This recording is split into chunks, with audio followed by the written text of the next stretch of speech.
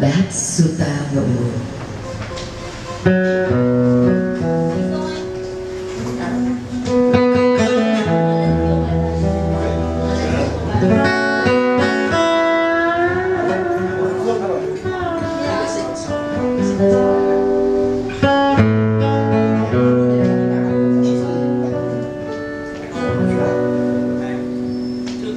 Môi nào có con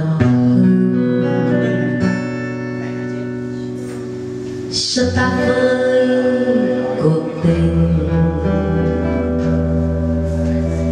tóc nào có con xanh sao ta chút hồn nhiên, tim nào có bình yên ta xêu sao đời mình, xin người hãy gọi tên.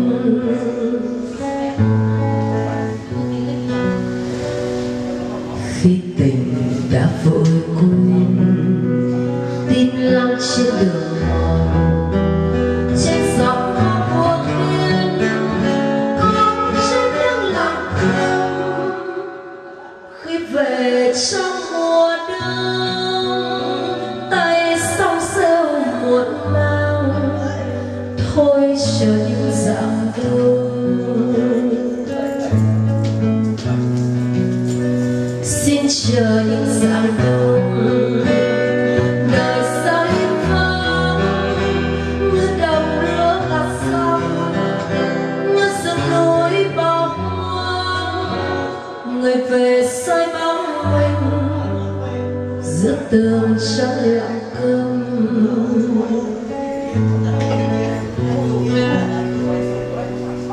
Có đường phố nào vui sống ta qua một ngày, có sợi tóc nào hay trong trí nhớ nhộn nhịp, không còn ai ta trôi trong cuộc đời, không chờ ai.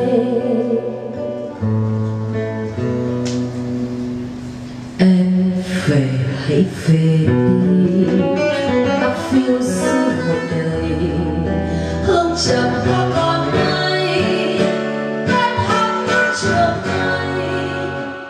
Xin ngủ trong vắng nói, ta xuống ta ngồi, xin ngủ dưới vòng cây.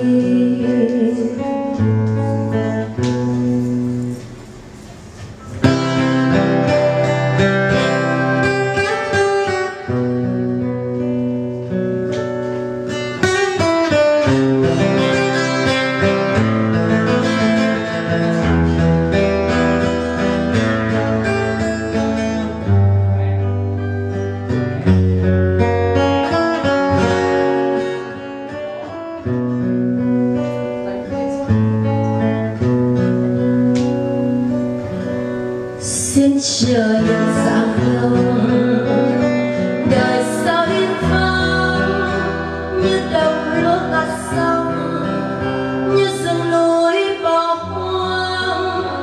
Người về soi bóng mình giữa tường trắng lặng câm.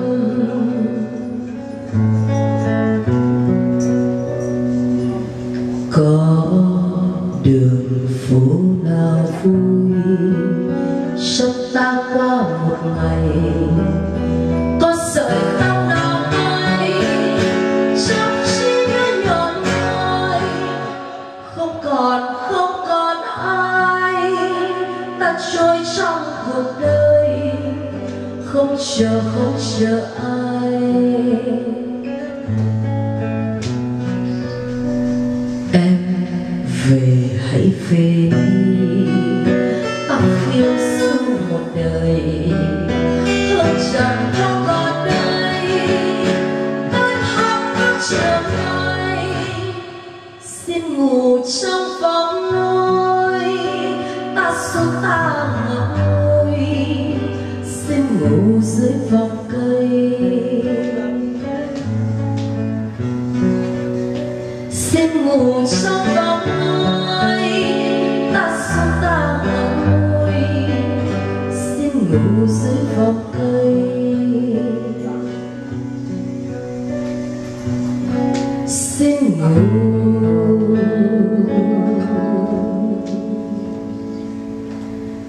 trong vòng tay.